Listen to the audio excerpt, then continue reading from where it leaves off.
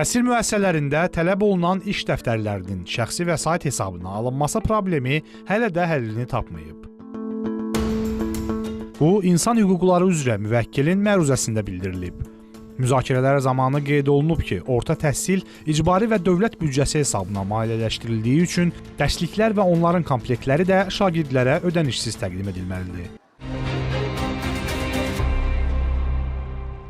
Ekspertlər isə hesab edirlər ki, bəzi uşaqlarda iş dəftərinin olmaması təhsilin keyfiyyətinə təsir göstərir. İş dəftəri olduqca önəmli bir amildir. Çünki bu dərsdən əlavə müəyyən tapşırıqların yerinə yetirilməsidir. Təəssüf ki, hazırda iş dəftərləri dərsliklərin kompleksindən çıxarılıb. Yəni, bu əlavə vəsait kimi nəşriyyatlar çap edir və bu ödəniş hesabına satılır. Belə olduğu halda bütün valideynlər həmin iş dəftərlərindən hamısını, yəni tam komplekti ilə alıb övladlarına verməkdə çətinlik çəkə bilir. Bu da istər-istəməz dərsin keyfiyyətinə gətirib çıxarır. Biz düşünürük ki, iş dəftərləri dərslik komplektindən ayrılmamalıdır, dərsliyin komplekti halına gətirilməlidir və dövlət hesabına verilməlidir. Ekspert bildirir ki, bir çox ölkələrdə bu kimi vəsaitlərin verilməsi dövlət hesabına qarşılanır.